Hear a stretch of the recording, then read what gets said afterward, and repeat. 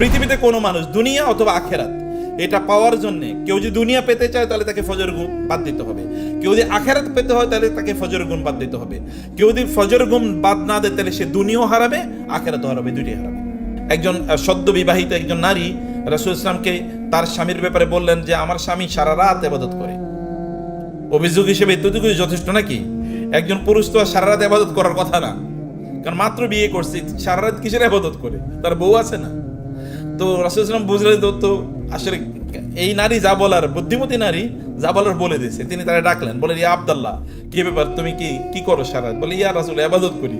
কেন তুমি সারা রাত, তুমি না বিয়ে করছো? বলে হ্যাঁ ইয়া রাসূলুল্লাহ, রাতের বেলা আমি আল্লাহর ইবাদত করতে অনেক ভালোবাসি। বলে না আব্দুল্লাহ, বলে যাওজিকা আলাইকা হক ওয়ালি আইনিকা আলাইকা হক ওয়ালি জাসাদিকা আলাইকা হক ওয়ালি রাব্বিকা আলাইকা হক ফাআতি কুল্লাযী হাক্কিন হাক্কাহু। না আব্দুল্লাহ, ভুল পলিসি। তোমার স্ত্রীর প্রতি তোমার দায়িত্ব আছে, তোমার রবের প্রতি তোমার দায়িত্ব আছে, তোমার শরীরের প্রতি তোমার দায়িত্ব আছে, তোমার চোখের প্রতি তোমার দায়িত্ব আছে। সবাইকে তার হক প্রদান করো, এটাই হচ্ছে ইসলাম। ইসলাম হচ্ছে সবাইকে তার হক প্রদান করা। তাকে তার ডিউ শেয়ার দাও, তারে তার সময় দাও, তোমার রবের তোমার সময় দাও, তোমার শরীরে তোমার সময় দাও। অনেক লোক আছে তারা যৌবনে শরীরের উপর এত অত্যাচার করেছে, বৃদ্ধকালে গিয়ে আর কোনো ইবাদত করতে পারে না। না, এটা করবেন না, এখনই শরীরকে ফিট রাখেন। মরুভূমিতে আল্লাহ রাসূল বলেছেন শরীরকে ফিট রাখার জন্য তোমরা কি করো? সাঁতার করো। মরুভূমিতে সাঁতার কাটবে করতে গো, এখানে কি কোনো নদী আছে নাকি?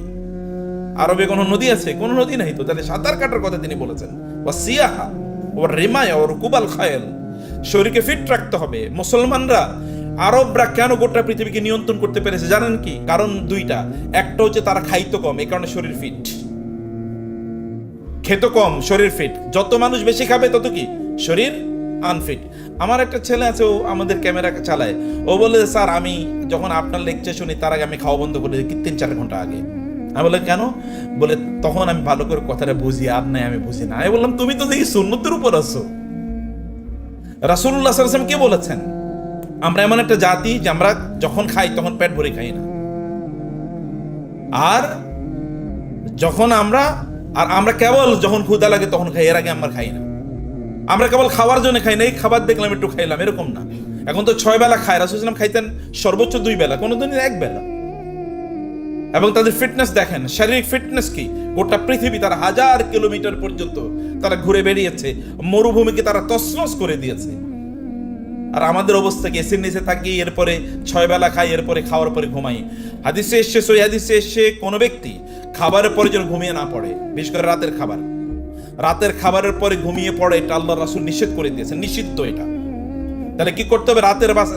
রাসূল বলেছেন রাতের খাবারের পরে তোমরা যদি ঘুমাতে হয় তাহলে তার আগে তোমরা ইবাদত করবে, সালাত আদায় করবে, তারপরে ঘুমাবা। এবং আমি যেদিন থেকে হাদিস পড়েছি সেদিন থেকে রাতের খাবারের পরে আমি সরাসরি ঘুমাই না। যদি কখনো এমন হয় যে একটু লেট করে খেয়েছি, তাইলে এর কয়েক রাকাত নামাজ পড়ে তারপরে ঘুমাই না, এটা হাদিসের উপর আমল হয় না। এবং দেখেছি যদি কখনো এরকম হয় যে বেশি খাইছি, এরপরে কি আর ঠিক মতো রাতের ইবাদত আর হয় না। খেতে মানে তার মানে হচ্ছে আপনার ডায়েটারি কন্ট্রোল, খাবারটাকে কন্ট্রোল করা, শরীরকে ফিট রাখার জন্য একটু ব্যায়াম করা, নিজের প্রতি সময় দেয়া, মানে হচ্ছে আপনার রবকে সময় দেয়া। আপনি শারীরিকভাবে ফিট থাকলে আপনি তাহাজ্জুদের নামাজে উঠে যাবেন, তখন আর আপনার মাথা ঝিমঝিম করবে না। কম ঘুমালে আপনি থাকতে পারবেন। আপনারা এখন 8 ঘন্টা ঘুমান, আপনার নবী কয় ঘন্টা ঘুমাইছে? আমি চ্যালেঞ্জ করে বললাম 5 ঘন্টার উপর আপনি বাইরেই করতে পারবেন না। তাহলে কিভাবে ঘুমাতেন তিনি? মানে করতেন কি? তিনি তো 9টা 9:30 ঘুমিয়ে পড়তেন, আবার 1টা 1:30 2টা তিনি উঠে যেতেন। তাহলে কয় ঘন্টা হলো? দিনের বেলা কাইলুলা মানে কি কয়েক ঘন্টা ঘুম নাকি? কাইলুলা মানে তো চোখ বন্ধ করে 10-15-20 মিনিট, আধা ঘন্টা থাকা। তাহলে সব মিলে 5 ঘন্টার বেশি না। কিন্তু কি ফিট দেখেন! 33 বছর বয়সে যখন তিনি দাঁড়িয়ে রাতের বেলা নামাজ আদায় করেন, তখন তিনি প্রায় সারা রাত তিনি দাঁড়িয়ে নামাজ আদায় করছেন, সারা রাত কিয়ামুল লাইল, অথবা রাতের কমপক্ষে 2/3 আমরা চিন্তা করেন তো, আমাদের কথা চিন্তা করে দেখেন তো, এটা আমরা পারি কিনা? 63 বছর তখন তার, 62 প্লাস, তখনও তিনি তার ইবাদত তিনি ছাড়েন নাই। বখন ইবাদত কি তার কমছে না বাড়ছে? ইবাদত তো কমে নাই, তিনি শুরু করছেন, এটা কোনোদিন কমান নাই।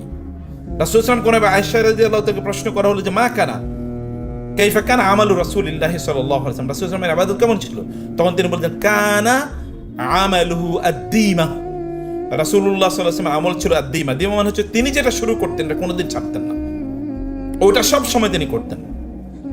এটা কিভাবে? তিনি physically he was so much fit, তিনি ফিট ছিলেন। অতএব এখন থেকে হাঁটার অভ্যাস করা, খাবারের সংখ্যা কমিয়ে দেয়া। মুসলমানদের মধ্যে আয়েশা রাদিয়াল্লাহু তাআলা বলেছেন, মুসলমানদের মধ্যে সর্বপ্রথম যে ফিতনা এবং বেদাত ঢুকছে এটা হলো খাবারের প্লেট থেকে। আচ্ছা, মুসলমানদের সবচেয়ে বড় প্রবলেম হয়েছে কোথায় বলেন তো? আমরা কোথায় ছিলাম? জান্নাতে ছিলাম। তো জান্নাত থেকে বাইরে হলাম কেন? সংকটটা কোথায় দেখছেন? খাবারের ডাইনিং টেবিলে, কিন্তু ডাইনিং আইটেমই প্রবলেম। ওইখানে তো খাইছিল একটা গাছ থেকে, না কি আর কোনো গুনাহ করছে? আদম আলাইহিস সালাম কিছু তো করে না, বলছে গাছের কাছে যাইও না, ওইখান থেকে গিয়ে খাবার খাইছে ওইখান থেকে। অতএব খাবার মৌলিক প্রবলেম, খাবারটা মৌলিক প্রবলেম। খাবারটাকে জাঙ্ক ফুড খাবার কমিয়ে দেন, হাবি যাবে এগুলোকে খাবার কমিয়ে দিয়ে বেশি খাবার খান, অল্প খান, যার মধ্যে কি আপনার শরীরের জন্য দরকার কি জানেন? আপনার শরীরের জন্য দরকার হচ্ছে পুষ্টি। যেই খাবার পুষ্টি আছে অল্প খেলেও আপনি সুন্দর থাকবেন। আর যেটাতে পুষ্টি নাই, যেমন আপনি জাঙ্ক ফুড অথবা ফাস্ট ফুড, এগুলো প্রচুর পরিমাণে খেলেন, কোনো পুষ্টি নাই, প্রচুর খাবেন, খাবার ক্ষুধা থাকবে কিন্তু আপনি অসুস্থ হয়ে যাবেন। সেগুলোকে বন্ধ করে দিতে হবে ফিজিক্যালি ফিট থাকার জন্য। এটা ফিজিক্যাল প্রস্তুতি, আপনার শারীরিক প্রস্তুতি। 4টার দিক থেকে আপনাকে ঘুম থেকে উঠে যেতে হবে কমপক্ষে, এখনকার সময় বলছি, অথবা 3:30টায় উঠে তাহাজ্জুদ পড়বেন। এরপর আপনি কোরআন তেলাওয়াত করেন, আপনি তাসবিহ তাহলিল করেন, জামাতে সালাত আদায় করেন, পুরুষরা, অন্যরা এইভাবে আপনাদের কাজ করেন। Do it in this way. এটা তো যুদ্ধ। যুদ্ধ কেবল কি ওইখানে গিয়ে যুদ্ধ করা? যুদ্ধ তো নিজের নফসের বিরুদ্ধে যুদ্ধ করা বড় যুদ্ধ। যে আপনার মনে এটা চায়, একটু কমফোর্ট চায়, একটু ভালো লাগা, ভাই আপনার কমফোর্ট জোন থেকে বাইরে না হলে তো আপনি কোনোদিন দুনিয়াও পাবেন না, আখিরাতও পাবেন না। আপনাকে কমফোর্ট, যে আমার এরকম একটু ভালো লাগার জায়গা থেকে বের হতে হবে আপনাকে। জালুতের বিরুদ্ধে যখন তালুতকে আল্লাহ সুবহানাহু ওয়া তাআলা যুদ্ধ করার জন্য নেতা হিসেবে নির্বাচন করলেন, তখন ইহুদিরা বলল, বনি ইসরাইল বলল যে আন্না লাহুল মুলকু আলাইনা, ইনি আমাদের রাজা হবেন কিভাবে? ওয়া নাহনু আহাক্কু বিল মুলকি মিনহু ওয়া লাম ইউতা সাআতাম মিনাল মাল। তত টাকা পয়সা হয় নাই, আবার কি সে এরকম কোনো আগের পরিচিত এরকম কোনো লোক না, তাহলে তাকে নেতা বানানো হলো কেন? আল্লাহ তাআলা বললেন যে তাকে এই জন্য নেতা বানানো হয়েছে কারণ আল্লাহ তাআলা তাকে ফিল ইলমি ওয়াল জিসমি, শরীর এবং জ্ঞান দুই দিক থেকে আল্লাহ তাআলা তাকে সুঠাম বানাইছেন। জ্ঞানও খুব ব্যাপক, শরীরও কি খুবই সুঠাম। ফলে যুদ্ধ করার জন্য এরকম শরীর, আপনি শয়তানের বিরুদ্ধে কেমনে যুদ্ধ করবেন? আপনার শরীরই তো কি দুর্বল। অতএব শক্তিশালী শরীর তৈরি করতে হবে। শক্তিশালী শরীর মানে হচ্ছে যে আপনি প্রচুর পরিমাণ খাবেন তা কিন্তু না। শক্তিশালী শরীর মানে হচ্ছে শরীরের প্রতি যত্ন নেয়া। আল্লাহরে ফাঁকি দিয়ে দেওয়ার কোনো সুযোগ নাই। আপনি নিজকে ফাঁকি দিচ্ছেন, আপনি সিদ্ধান্ত নিতে দেরি করছেন, আল্লাহ সুবহানাহু ওয়া তাআলা আপনার সবকিছু দেরিতে করাবেন। আল্লাহকে দেরিতে দিতে চান, আল্লাহ দেরিতে করাবেন। আপনি সিদ্ধান্ত নিচ্ছেন আমি আগামী 10 বছর পর হজ করবো, আল্লাহ তাআলা 10 বছর পরে আপনার সামর্থ্য দেবেন। আর আপনি যদি এখন হজ করেন, আল্লাহ রাসূল বলেছেন না, কেউ যদি হজ ওমরা করে তাহলে আল্লাহ তাআলা তার কারণে তার দুটো জিনিস করেন। একটা হচ্ছে তার অতীতের সব গুনাহ মাফ করে দেন, এবং আল্লাহ তাআলা তার দারিদ্র মুছে দেন। দারিদ্র কি করে দেন? মুছে দেন। আপনার সম্পদের কোনো সমস্যা থাকলে, আপনার কোনো অর্থনৈতিক অভাব থাকলে আপনি হজ করতে যান, দেখবেন আল্লাহ তাআলা এর কারণে আপনার সমস্যার সমাধান করে দেবেন। এটা তো আল্লাহ রাসূলের ওয়াদা, আল্লাহর ওয়াদা যে সালাসাতুন হাক্কুন আলাল্লাহি আউনুহুম, 3 ধরনের লোকদেরকে সাহায্য করা আল্লাহর দায়িত্ব। এর মধ্যে ওয়াল হাজ হাত্তা ইয়ারজি, একজন হাজি যতক্ষণ না বাড়িতে ফিরে আসে ততক্ষণ তাকে সাহায্য করে, এটা আল্লাহর দায়িত্ব হয়ে যায়। আল্লাহ তাআলা আপনাকে সাহায্য করবেন, আপনার পরিবারকে সাহায্য করবেন, এবং আপনার অন্য কিছু সাহায্য করে দেবেন। আপনি আল্লাহ সুবহানাহু ওয়া তাআলার আদেশ মানতে গিয়ে আল্লাহকে আপনার ব্যস্ততা দেখায়েন না, যে আল্লাহ আমি একটু ব্যস্ত, একটু পরে তোমার কাছে আসতেছি। নাকি ব্যস্ততা দিচ্ছেন কে? বুঝেন না আপনার কথা? ব্যস্ততা আপনাকে কে দিয়েছেন? আল্লাহ তাআলা। আল্লাহ যদি বলেন তোমার ব্যস্ততা আমি কমিয়ে দিলাম, যাও তোমার জব আজকে থেকে নাই, হতে পারে কিনা এটা? অথবা আল্লাহ বলেন যে তোমার ব্যস্ততা কমিয়ে দিলাম, যাও তোমার একটা হাত প্যারালাইজ করে দিলাম, এখন তুমি কাজ করতে পারবে না। অথবা আল্লাহ বলেন তোমার পা প্যারালাইজ করে যাচ্ছে, ঠিক আছে তুমি যাওয়ার সময় অ্যাক্সিডেন্ট করে দেবে, এরপরে তোমাকে 2 বছর হসপিটালে শুয়ে থাকতে হবে। এটা তিনি পারবেন কিনা করতে? করে। অত তারে ব্যস্ততা দেখায় না। তারে ব্যস্ত দেখানো মানে আপনার নিজের ড্যামেজ করা। আল্লাহ তাআলা বলেছেন যে ব্যক্তি কি করে, মানে আমিলা সালিহান ফালিনাফসি ওয়া মান আসা ফাআলাইহা, কেউ যদি ভালো কোনো কাজ করে তাহলে তার নিজের জন্য করলো, আর কেউ যদি খারাপ কাজ করে তাহলে তার নিজের বিরুদ্ধে করলো। আচ্ছা, আমরা যখন অন্যায় করি, আল্লাহ বলেছেন মান যালামা, একজন ব্যক্তি সে জুলুম করে, সে তার নিজের বিরুদ্ধে জুলুম করছে। আমরা যদি জাহান্নামে যাই আমাদের আচরণের কারণে, তাহলে এটা কি আমাদের নিজের উপর জুলুম হলো না? বুঝেন নাই কথা? আপনি যদি গুনাহ করেন তাহলে আপনি কার বিরুদ্ধে জুলুম করলেন বলেন তো? আল্লাহর বিরুদ্ধে না আপনার বিরুদ্ধে? আপনার নিজের বিরুদ্ধে। আপনি গুনাহ করা মানে তো আপনার নিজকে আপনি জাহান্নামে নিয়ে যাওয়া। ফেরেশতারা সেদিন আপনাকে লক্ষ্য করে বলবে, এই তোমরা জাহান্নামে কেন, ঘটনা কি?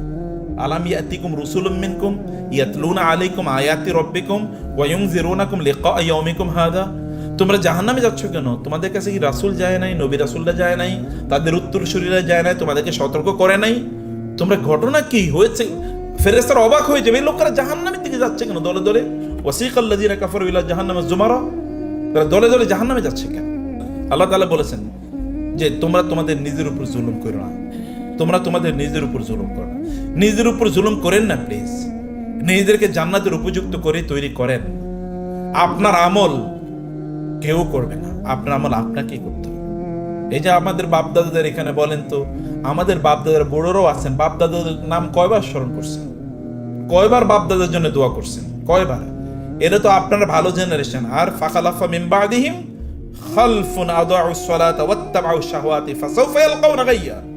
আল্লাহ বলেছেন সূরাতুল কাহফে, সূরাতুল মারিয়ামে, ফাসাউ যে ফাখালাফা মিন বাদিহিম খালফুন, এরপরে এমন জেনারেশন আসবে, খালফুন মানে হচ্ছে খারাপ জেনারেশন, আদাউস সালাতা নামাজ পড়ে না, ওয়াত্তাবাউশ শাহওয়াতি মনে যা চায় তাই করে, ফাসাউফা ইয়ালকাউনা গায়্যা, এরা একেবারে ভয়াবহ ভাবে কি পথভ্রষ্ট হবে এবং জাহান্নামের সবচেয়ে নিকৃষ্ট জায়গায় এরা নিক্ষিপ্ত হবে। আমাদের পোলাপাইনের অবস্থা তো ওই রকম। আমরা তো তবু কিছু করি, ওরা তো তাও করবে না। এই পোলাপাইন আপনার জন্য দোয়া করবে, আর এদের জন্য আপনি দিনরাত কাটছেন। ইন্না মিন আওলাদিকুম ওয়া আজওয়াজিকুম আদুউল লাকুম ফাহদারুহুম। আল্লাহ বলেছেন তোমাদের সন্তান এবং তোমাদের স্বামী স্ত্রী, এদের মধ্যে তোমরা নিজেরাই শত্রু বানাইছো। এরা তোমাদের, এদের মধ্যে একদল তোমাদের শত্রু হবে, অতএব এদের ব্যাপারে সাবধান থাকবা। তোমরাই শত্রু বানাইতেছো তোমাদের ঘরে। তুমি খায়া, বাংলা ভাষায় বলি না, দুধ কলা দিয়ে কি সাপ পুষতেছে, আপনি কিন্তু তাপ পুষতেছেন, জানেন আপনি? এই সন্তানরা আপনার রেখে যাওয়া সম্পদ আপনাকে জাহান্নামে নেয়ার জন্য ব্যবহার করবে। আপনার বাচ্চারা, আপনি ইন্টারনেট দিয়েছেন, ওইখানে বসে বসে সিনেমা গেলে তো আপনি সিনেমা দেখে, কে ইন্টারনেট দিল তাকে? ইন্টারনেটের পয়সা কে দিয়েছে? আপনি তাকে স্মার্টফোন দিয়েছেন, এটা দেখে সে ব্লু ফিল্ম দেখে, খারাপ সিনেমা দেখে, মানে সে এখানে দেখা মহিলাদের অথবা পুরুষদের অশ্লীল জিনিসগুলো দেখে। তা আপনি তো দিলেন টাকা, ও জাহান্নামে নিচ্ছে কি? আপনার টাকা দিয়ে নিচ্ছে, তো আপনি এর জন্য দায়ী না?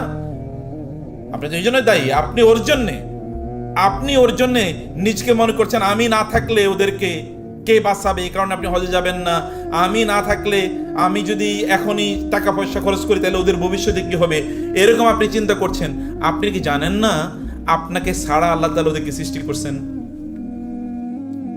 যখন আল্লাহ তাআলা আলমে আর ওয়াহে এদেরকে সৃষ্টি করছেন, তখন কি আপনি এখানে ছিলেন নাকি যে আপনার পেট থেকে অথবা আপনার ঔরস থেকে তাকে বানাইছেন? না, আলমে আর রুহের জগতে তাকে আপনাকে বাদ দিয়ে বানাইছেন আল্লাহ তাআলা। এরপর আপনার প্রসেসে পৃথিবীতে তাকে পাঠিয়েছেন, আপনার প্রয়োজন নেই আল্লাহ তাআলা তাকে বানানোর জন্য। এবং আপনি জানতেন না আপনার কে সন্তান, আপনি চিনতেন নাকি আপনার সন্তান হইতে এটা কি আপনি জানেন? আপনার সন্তানদের কি হবে তারা কি জানে? হাল আতা আলাল ইনসানি হিনু মিনাদ দাহরি লাম ইয়াকুন শাইআম মাযকুরা। মানুষের কি এমন সময় আসে নাই তাকে কেউ চিনতো না, কেউ তাকে চিনতো না? আমাদের তো এরকম সময় এসছে।